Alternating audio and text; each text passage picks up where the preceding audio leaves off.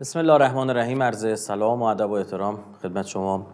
مسئله خیلی مهمی در کشورمون اتفاق افتاد. یه چند وقته، یعنی حتما کنشگری من رو نسبت به این مسئله دیدید و خب مستحضرم که بزرگوارانی که حداقل بنده رو میشناسن میدونن هیچ چیزی برای من مهمتر از منافع ملی نیست و من این ایران هویتی و ایران عزیز و بزرگ رو با هیچ چیزی عوض نمی‌کنم. اینو عرض بکنم خدمتتون که کنشگری ما در قبال جمهوری آذربایجان بسیار بسیار اشتباهه. حالا چرا الان اومدم باتون صحبت کنم؟ به خاطر این صحبت‌های اخیر رئیس مجلس آقای قالیباف و در واقع دیداری که داشتن و مسائلی که بعد از اون در واقع پیش اومد. ببینید ما با یک اتفاق فاجعه آمیز در شمال کشورمون مواجهیم. منطقه جمهوری آذربایجان نمیخوام راجع تاریخش بشم، جدا باید بشینیم بحث بکنیم و کمان که تو کانالم راجع به اینا خیلی صحبت شده. اما مسئله که الان مهمه و موجب شده وقت شما رو بگیرم اینه که ببینید بنده نظرم بر اینه که جمهوری آذربایجان طراحی شده برای اینکه نقشه انگلیسی اسرائیلی بیشتر تا حتی آمریکایی، برای اینکه اوکراین ایران باشه. یعنی ببینید اینا مدل اوکراینیزاسیون این شکلی بود که اوکراین رو بر دل روسیه. میدونید یه زمان اوکراین ارزانترین گاز روسیه رو میگرفت. اینا روسن اصلا، یعنی زبانشون روسیه، یه بخشی از اون تمدن و اون بخش و اون فرهنگه. خب آرام آرام کار فرهنگی روشون کردن و اینا بحث نژادی رو پررنگ کردن. ببین بحث نژادی رو بخوام پررنگ کنن، شما حتی چه میدونم با داداش خودت هم توی خونه نمیتونی زندگی کنی. میگن بیشتر شبیه مامانشون که شبیه باباش، این به فامیل اینوری رفتم به فامیل اونوری رفت. یعنی رو هر گسلی دست بذارن چون خیلی هنرمند و استادن تو این مسئله موفق میشن. خب رو اوکراین کار کردن، عملا اوکراین دادن دمپر روسیه. روسیه مجبور به جنگ شد و امروز اوضاعو دارید میبینید. خب هدف چی بود؟ هدف این بود که روسیه اروپا رو تحت فشار قرار بده. آمریکا هیچ نیازی تو حوزه انرژی و گاز نداره به روسیه، اما اروپا نیاز داره. حالا اروپا دیگه طفیلی امریکا میشه و مجبور خدمتتون عرض بکنم که به حرف امریکایی‌ها گوش بده. خب حالا با اون که راجع به موضوع بحث جنگ روسیه و اینها نیستش، اما این مسئله ما چیه؟ جمهوری آذربایجان همین نکته. یعنی جمهوری آذربایجان بخشی از ایران تمدنی بوده. بله روس‌ها اینو جدا کردن از ما. به مردم اونجا چی میگن؟ میگن ما با آذربایجان ایران یک کشور بودیم، شمالمون رو روسیه گرفت پس داد، ایران هنوز جنوبو پس نداده. ببینید کاملا اینو وارونه دارن جلوه میدن، در حالی که ببینید اینا 200 سال کمتر بیشتر تحت سلطه روسا بودن، حداقل سلطه نظامی هم نبوده باشه، فرهنگیش بوده باشه. یه دونه شاعر درست حسابی روس از اونجا بیرون نزد. اما تا دلتون بخواد تو آذربایجان شاعر فارسی زبان زده بیرون. به خاطر چی؟ برای اینکه این فرهنگ و هویت ملی ما بوده. من راجع به شاهان صفوی برای شما صحبت کردم، خب و الان محل بحثم نیست. شما وقتی شاه اسماعیل نگاه می‌کنید می‌بینید بچه‌هاش همه اسم شاهنامه‌ای دارن. خب آیا این معادل اینه که مثلا ترک زدایی کنیم، فرهنگ ترکی از نه، اصلا و ابدا این نیست. راجع به این باید یه روزی جدا بحث بکنیم و من خودم خیلی مطالعه کردم تو این زمینه، از خیلی از نظر کارشناسان، از ژنتیست ها بگیرید تا زبان شناسا و تا غیره و غیره و غیره بهره بردم و خودم به تقریبا به یه یقینی رسیدم که قصه در واقع آذربایجان چیه. اما اینکه الان محل بحث نیست که این آیا زبان ترکی شده یا نژاد هم ترک بوده، اصلا فرق ترک و آذری چیه، آیا آذری ان ترک، اینا همش محل بحثه. خب اینا حالا محل صحبت من نیست. اما بدونید که جمهوری آذربایجان قراره اوکراین ایران باشه، انقدر قراره با ایران ور بره، انقدر ایران رو اذیت بکنه تا ایران واکنش نظامی نشون بده و همون کاری که با اوکراین کردن با ما بکنن. خب انگیزه ها مختلف، اصلا اون برای جمهوری آذربایجان براشون مهم نیست، همون کمان که اوکراین براشون مهم نیست. یکی از اعضای بلندپایه اروپایی چند وقت پیش مصاحبه‌ای که سخنرانی کرد که من توییت زدم و خدمتتون عرض بکنم، باید باشید شبکه‌های اجتماعی این نکاتی هم که دارم میگم بچه‌ها لطف کنن بیارن که رسما طرف اعلام میکنه تا الان بیش از نزدیک به 100,000 افسر اوکراینی کشته شدن. خب اینا جزء آمارایی که اینا پنهان میکنن و یه فاجعه است، برای که تمام زیرساخت شهر رو که نمیزنه، در زیرساخت‌ها رو میزنه، تمام زیرساخت‌های اوکراین زد، با خاک یکسان شد. بله خب جمهوری آذربایجان اصلا خیلی کوچیک‌تر از اون اونیه که بخواد اصلا به ایران جلوی ایران بیسته. در مورد اوکراین هم همینه، گفت اوکراین میخواد جلوی روسیه که بمب اتم داره بیسته، اما درگیر میکنه دیگه. خب بعد اونا از طریق گرجستان بهش اسلحه برسونن، موشک برسونن، ایران رو درگیر کنه. همین که شما و اینا کارم کردن، همون کاری که رو اوکراین کردن یه 10 15 سالی 20 سالی تو اونجا کامل از نظر فرهنگی اینا رو فاصله دادن. همین کارو تو جمهوری آذربایجان صورت گرفت. واقعا مردم جمهوری آذربایجان فکر میکنن ایران در حقشون داره ظلم میکنه. به اونها نمیگن که در جنگ اول قره باغ بین جمهوری آذربایجان و ارمنستان ایران شهید داده در دفاع از جمهوری آذربایجان. اینا رو مطلقا گفته نمیشه بهشون. خب ما شهدایی داریم که اونجا دفنن. همین حاج اسماعیل قانونی فرمانده سپاه قدس یک زمانی همونجا بوده. خب به اینا عنایت داشته باشید. سردارای ما که اونجا جنگیدن زنده‌ان. آقای نویقدم زنده است، آقای حقیقت‌پور زنده است. حالا دستگاه پروپاگاندای اسرائیلی برای هر کدوم اینا داره قصه درست میکنه. اینا رو خوبه بدونید. حالا باید چه کار کرد؟ راهکار اینه که آیا باید سکوت کنیم هر غلطی خواستن بکنن؟ خیر. راهکار اینه که اون مدلی که مال ماه و درسته رو و جواب گرفتیم تو منطقه باش آمریکای 7 تریلیون دلاری رو بیرون انداختیم که ترامپ میگه 7000 میلیارد دلار ما هزینه کردیم در منطقه اما ایرانی ما رو انداختن بیرون. اون چیه؟ اون جبهه مقاومت. این مدل ما ایرانیاست. اینی که ما جواب ازش گرفتیم. خب چیکار باید بکنیم؟ ما باید ببین نگاه کنید الان اونجا به ملیت ما داره توهین میشه. به مذهب ما داره توهین میشه. پرچم امام حسین ممنوعه. پرچم همجنسبازا و اسرائیل میچرخونن اونجا. کسی باشون کار نداره. پرچم ترکیه ایرادی نداره. فقط پرچم ایران مشکل داره. و بخشی از جوانهای خودمون رو اینا شستشو مغزی دادن. من بعضن خب بالاخره باعث افتخاره برای من خب اینکه ارق به این خطه دارم و با بچه‌ها صحبت میکنم و میشینیم با هم زبان مادری صحبت میکنیم، ترکی میشینیم با هم حرف میزنیم، میبینم چقدر دروغ تو سر ایناست، چقدر حرفای غیر علمی تو سر ایناست. چی بوده اینا متأثر از این شبکه‌ها؟ یعنی اون اتفاق من دارم میبینم نعل به نعل در اوکراین افتاد، الان دارن تو جمهوری آذربایجان دارن این کارو انجام میدن، تو کردستان دارن انجام میدن، تو بلوچستان دارن انجام میدن. به ویژه آذربایجان خیلی خاصه، آذربایجان و کردستان تو خوزستان دارن انجام میدن. دارید میبینید این مدل یه مدله.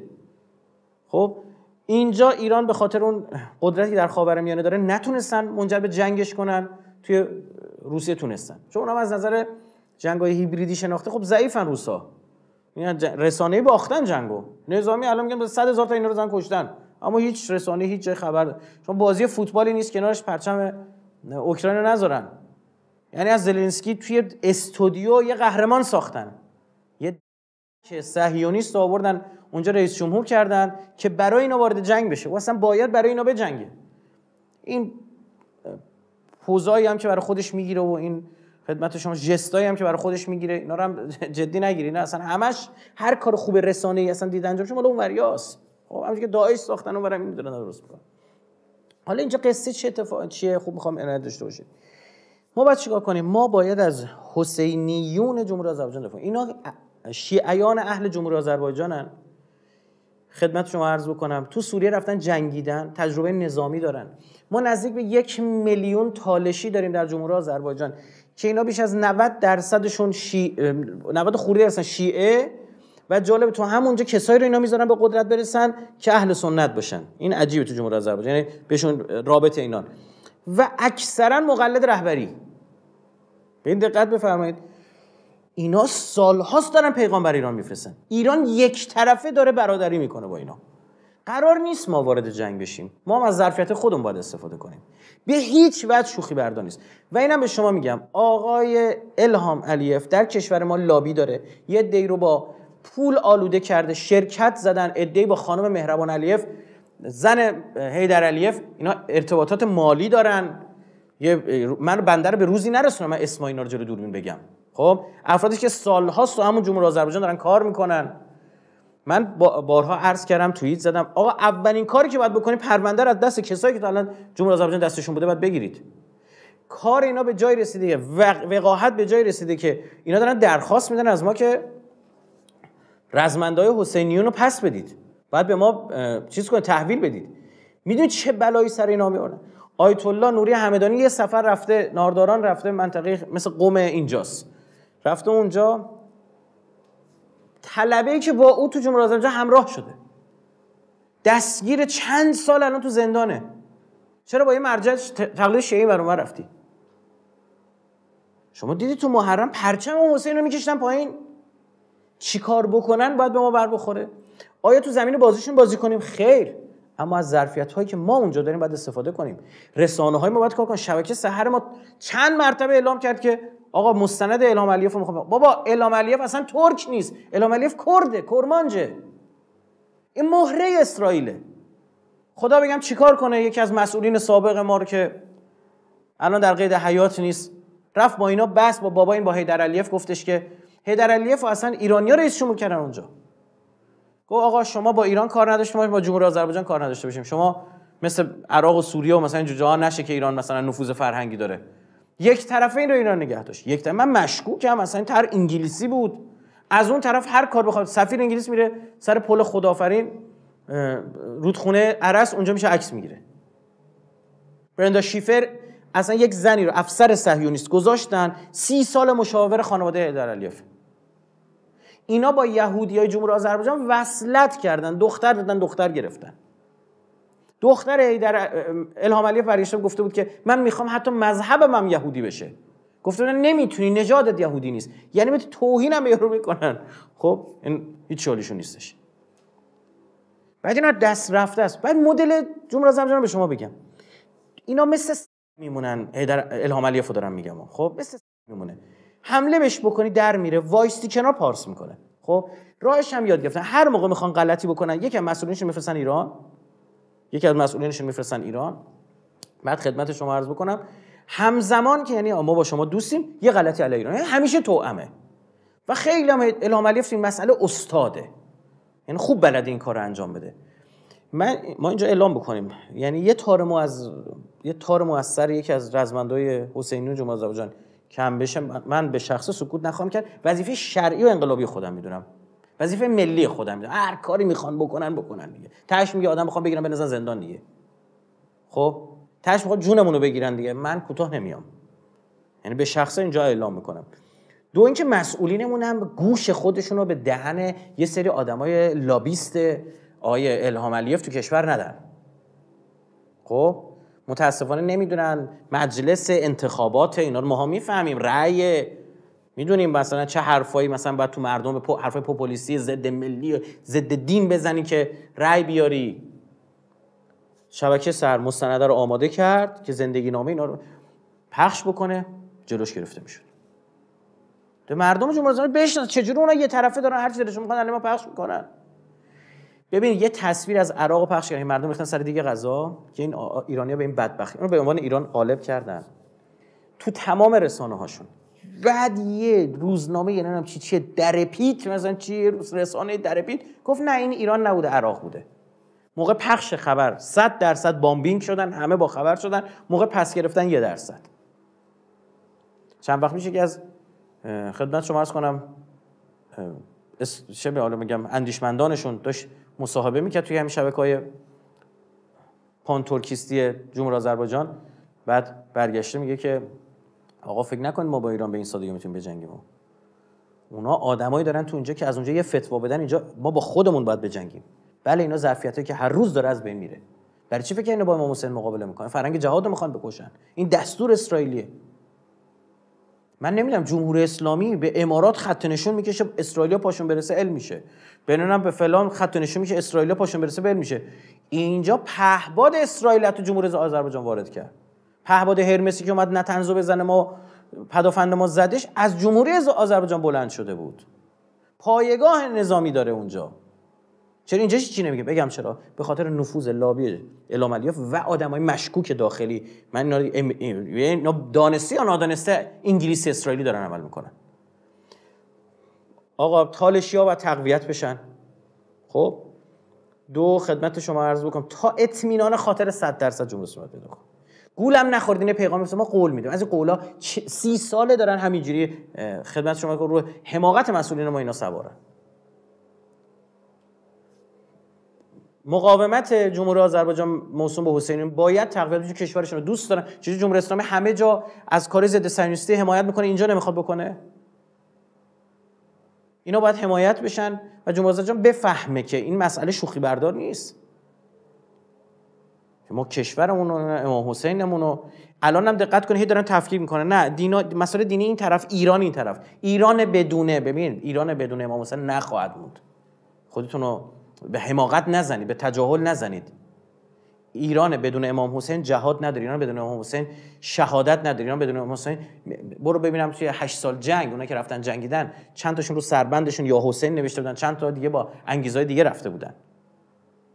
ما ملیت و مذهبمون با هم گره خورده. ایران شیعی ایران اسلامی یکیه، یه دی ان ای ماست امام حسین.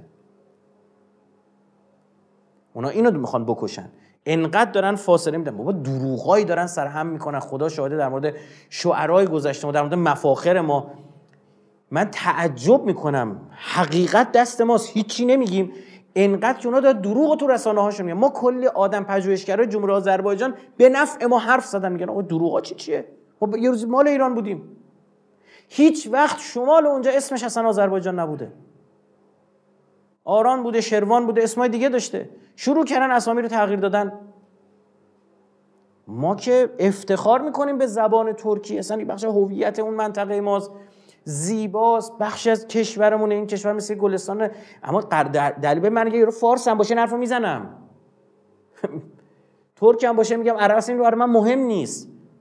من چیکار کنم یه عده از شما شاید نژاد پرست باشید بگه آقا اینجا چرا تیکش به کردا خورد، تیکش به فارسا خورد، اونجا به ترکا خورد. نه، برای من فرق نمیکنه. من هیچ فرقی اخت حقی جرسم دیزم، من برام فرقی نمیکنه، حقو ببینم میگم. حقیقت اینه و جمهوری آذربایجانی هم بدونن اینا رو وارد جنگی میخوان بکنن که از اوکراینیا بدبخت‌تر بشن. باز اوکراینیا یه مسیحیتی دارن، دلشون به حال مسیحیتشون میسوزه. اینا شیعه، اینا مسلمانن. ببینیم اون زمانی که بنده اعلام کردم که اینا 5000 نفر تکفیری وارد جمهوری آذربایجان کردن، میخندیدن تو مملکت. یکی از روحانیونشون که جمهوری آذربایجان خیلی رفت آمد داره متاسفانه، برایشون توی جلسه متاسفانه چندین ساله توی جلسه برگشته بود، گفته بود که فلانی نمیذاره، اسم بنده رو برده بود، ما خبر نداریم و توهین کرده بود تو اون جلسه. اینجا طرف اصل هفت جد آباد بالا و پایینش همه چیش تو جمهوری آذربایجان به دنیا آمده، چون حق طلبه میگه نه ما یه روزی مال ایران بودیم. ما الان گفتیم جمهوری آذربایجان بیاد بپیونده به ایران، همچه حرفی زدیم، کاریشون نداره. اونا میگن الان میگن آذربایجان جنوبی، ما آذربایجان شمالیم، آذربایجان جنوبی رو هم باید پس بگیریم، نقشه‌شو میکشن، تلویزیوناشون پخش میکنه. نه، این یه شبکه خصوصیه، به ما ربطی نداره. خب راه خر کردن اینا رو یاد گرفتن. خب بسم الله، ما بخش خصوصیم، مستند بدید ما پخش میکنیم. بخش خصوصی اونا میتونن کار کنن، ما نمیتونیم کار کنیم. این میزان از بی غیرتی و بی تعصبی نوبر والله. تحلیل غلط تو مخ آقایون میکنن دیگه، میشینن هی بالا پایین میکنن، تحلیل غلط به خوردشون میدن، میشه نتیجهشی. شروع کنید آقا، شروع کنید شما کانال یوتیوب بزنید، شبکه سحر شروع کنه مطلب پخش کردن، واقعیت رو بدونن. مردم جمهوری آذربایجان میزان دزدیایی که الهام علیف تا الان از جمهوری آذربایجان کرده رو بدونن که پخش شد دیگه. خانواده‌اش چیکار دارن میکنن به اون مملکت بدونن. این بدبخت مرده بود اصلا، یعنی تمام شده بود. با این جنگ قره باغ زنده شد، چون شد نماد قدرت ملی. چون 25 سال این قره باغ افتاده دست ارمنیا، گفت ما میرم براتون میگیرم. چی شد یهوی کل دنیا ارمنستان رو تنها گذاشت؟ ها؟ چی شد آمریکا بیخیالش شد؟ چرا روسیه بیخیالش شد؟ چرا اسرائیل؟ همه اومدن این طرف. برای اینکه برنامه این بود. روسا که خودشون درگیر، از اون طرف این پاشینیان اومد شد رئیس جمهور ارمنستان، یه آدم غربگرا، جورج سوروس این آورد سر کار. یعنی عین زلنسکی اون طرف. گفتم میری تو ارمنستان، تو میشی رئیس جمهور، با جمهوری آذربایجان وارد جنگ میشی و میبازی. از این طرف همه اسرائیل، ترکیه، انگلیس، آمریکا، با کی؟ با جمهوری آذربایجان که پیروز بشه. که الهام علیف الان چرا اینجوری مثل برای اینا میدوه؟ برای اینا میدونی چرا میدوه؟ به خاطر اینکه میدونه بدون اینا این فردا باید برداشته بشه. میدونه که اگر بخوان رسانه‌های غربی در مورد این حرفی بزنن، مطلبی علیه این بگن، چه اتفاقاتی میفته. سر همین ماجرای سید شهلا که در محرم اتفاق افتاده و خونش پرچم حضرت عباس رو دیوارش کشیده بود، زده بود، ریختن گرفتن، یه کار سایبری انجام شد که اصلا جمهوری اسلامی کاری هم نداشت، مردمی بود. خود مردم اومدن توییت زدن و فلان. به حدی اینا به لرزه افتادن. میخوام بگم اینقدر بدبختا سستن. خب لرزه افتادن، هماهنگ کردن این آقایون شیرازیچیا، این شیعیان انگلیسی ایران ریختن سفارت جمهوری آذربایجان رو توی لندن گرفتن. بعد اونجا فارسی چی بگن که آی اینا مال خود جمهوری آذربایجان، اینا ایرانیان. بعد اینا میگن که میشینن پا میشن میگن ایران و ارمنستان با همن، ایران به ارمنستان سلاح میده، ایران نمیدونم فلان میکنه، کلی اون بخشو نمیگن که اون که واقعا ما شهیدمون اونجا دفنه. اینا همشون در رفته بودن. بابا اینا کمونیست بودن، شهادت طلبی تو اینا مرده بود. قبلش دست روسا بودن، دست شورویچیا بودن دیگه. دینی ازشون نمونده بود. از دینشون فقط عزاداری امام حسین مونده بود. نماز نمیخوندن، هیچی نداشتن. روی شهادت طلبشون کجا بود؟ ما ایرانی‌ها رفتیم بهشون جنگیدن یاد دادیم. نبودیم ارمنستان تا لب مرزشون کلشون رو گرفته بود، باکور هم گرفته بود. منتها من به حدی از این ملعون الهام علیف و اون اردوغان من ندیدم به اندازه اینا آدمی انقدر منافق. بابا دین نداری، ملیگرایی، بیا وسط. اگه مثل ما هم کشورت برات مهمه، هم ارزش‌ها و باورهایی که تو این کشور بوده، هویت ما اینا تار و پود همه، ملیت و مذهب ما تار و پود همه، با هم یه بافته الان داریم، یه فرشه، یه تابلو زیباست. اگه اینه بدونید اینا هم مذهب ما، امام حسینی هستی یارو داره امام حسین توهین میکنه، پرچم همجنس‌بازا اسرائیل آزاد، پرچم امام حسین ممنوع. اگه ملیت برات مهمه بسم الله.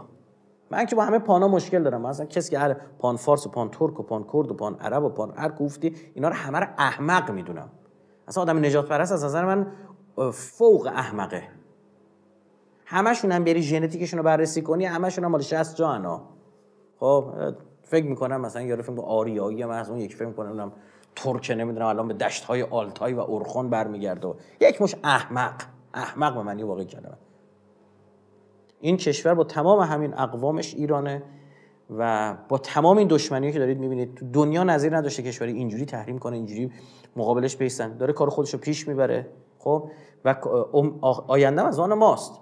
منتها ما نمیخوایم زیاد به درد سر بیفتیم و اونا هم به درد سر خواهند افتاد. گفتم بابا به خاک سیاه خواهد نشست. آمریکاش جرئت نمیکنه ما به جنگه، اسرائیل جرئت نمیکنه ما به جنگه. آقا جغل جمهوری آذربایجان چی میخوام بزنن جلو ما؟ بله وقتمون رو میگیره، اذیتمون میکنه، این هست. ما نمیخوایم همین اتفاق هم بیفته. اینا رو باید آزاد گذاشت نسبت به کشور خودشون تصمیم بگیرن. یعنی کی؟ همین شیعیان جمهوری آذربایجان دوستان گروه مقاومت تشکیل بدن، باید تشکیل بدن و وظیفه ماست از اینا حمایت کنیم. وظیفه انقلابی ماست، با جمهوری اسلامی کاری ندارم که وظیفه جمهوری اسلامی هم هست.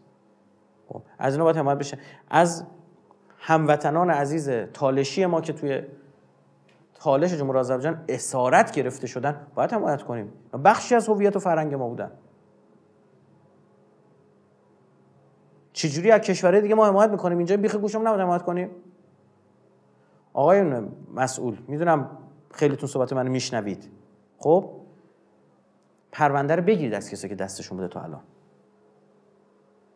یا اگر اینا مردن مناظره بذارن، ما هم بیام بشیم یه برای میز، آقای قالیباف و این آقای رئیسی و نمیدونم آقایونی که میخوان تصمیم بگیرن در مورد اینا، بیام بشین حرفمون رو بزنیم. اما مسئولین جمهوری آذربایجان بدونن، چون اونا رصد میکنن، میدونم حداقل پیج من رو رصد میکنن. خب این که بدونن ما مردم ایران بی خیال ماجرا نخواهیم شد و مسئولینی که بخوان در مقابلشون کرنش کنن رو باشون کار نخواهیم داشت، رأی بهشون نخواهیم داد. ما از این طریق میتونیم مبارزه کنیم. ما کار رسانه‌ای خودمون رو حتما انجام خواهیم داد. یعنی به همه مردم ایران میگیم و این اتفاق هم که اخیراً افتاد جالبه. دیدار با قالیباف انجام شد. قالیباف اون حرف عجیب غریب اشتباه رو زد در مورد جمهوری آذربایجان که همه چی تموم شد. چه سوء تفاهمی پهباد اونجا بلند شده. چرا به مردم نمیگید این تروریستایی که وارد میشدن میومدن کار انجام میدن مرز جمهوری آذربایجان اومدن؟ چرا نمیگید شهدای هسته‌ای از جمهوری آذربایجان انجام شده کاراش؟ بگید دیگه چه تفاهمی، چه سوء تفاهمی. بعد جالبه همزمان این اتفاق افتاده الهام علیف مسابقه رو فوش داده. گفتم این اینجوریه دیگه، اینا وایسی نگاه کنی کرنش اینجوری پارس میکنن، دنبالشون میگم ببین چجوری فرار میکنن. یه بره من دولت آقای رئیسی خوب جلوی اینا وایستاد، مانور نظامی برگزار کردیم نمیدونم چه، اونم دید دیگه سری بدلش رو زدن، با ترکیه اومدن مانور برگزار کردن، چون آقا خودشون به تنهایی نمیتونه چیکاری بکنن، همش مثل انگل بین اون چسبیدن. خب الهام علیف اصلا همین کسی نیست، اصلا آدم فاسد، مالی، اخلاقی، کسی که ناموس خودش تو قمار باخته دیگه دهن ما رو باز نکنه ما هر چیزی بگیم. بعد خدمتتون عرض بکنم این چیه؟ این مجبور آویزون این اون باشه. مثلا اومدم مانور برگزار کردن، اما موقع ضرب شست خوب از ایران دیدن چه اتفاقی افتاد؟ هیچی. کرنش شروع کرد. یادتون رفته تون جلسه دنبال آقای رئیس میدوید الهام علیف؟ اینا باید بفهمن، باید متوجه باشن که توی منطقه ما داریم روی دنیا اثر میذاریم. بعد کشور همسایه خودمون که یه روز مال ما بوده، بخش از این ایران بوده، بعد اون بیاد واسه ما اینجوری کری بخونه، من که تو کتم نمیره واقعا. ببخشید سرتون رو درد آوردم. امیدوارم اون چیزی که گفتم محل توجه قرار بگیره، محل دقت قرار بگیره و اینم بدونن که من همینجوری الکی خط و نشون نمیکشم. من واقعا به اینا اعتقاد دارم و انجام خواهم داد. ارادت. خیلی مخلصیم.